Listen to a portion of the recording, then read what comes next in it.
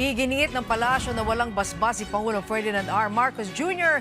hinggil sa pagpayag ng Sandigan Bayan na makapagpiyansa si dating Senador Bong Revilla sa kaso nitong malversation sa flood control anomaly. Si Clazel Pardilla sa sentro ng balita live.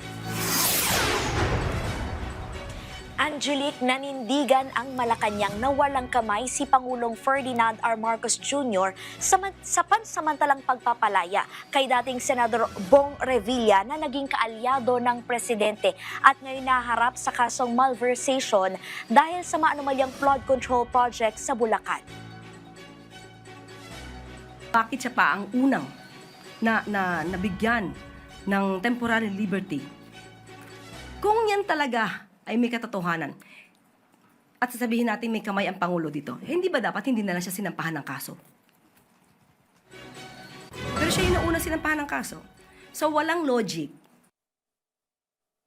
Binatikos ng Samahan ng Progresibong Kabataan ang pansamantalang pagpapalaya ng Sandigan Bayan, 3rd Division kay dating Senador Revilla matapos siyang magpiyansa ng 1 milyong piso kaugnay sa kasong malversation dahil sa manomalya umanong higit 90 million pesos na ghost flood control project sa Bulacan.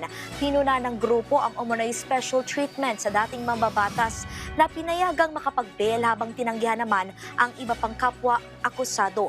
Nahinaan din ng spark sa kaso ng ombudsman na hindi umano nakumbinsi ang korte na may matibay na ebidensya laban kay Revilla, habang ang grupong kapatid naman tinulagsa ang umunay selective justice sa kaso ng dating mambabatas. Kung may kakulangan, hindi pa po dito nagtatapos. Dahil petition for bail pa lang po ito. Maaaring nagkaroon ng edge, pero ayon naman sa Office of the Ombudsman, ay may matibay silang mga ebidensya. So, hayaan na lang po natin ang state prosecutors na gampanan ang kanilang trabaho.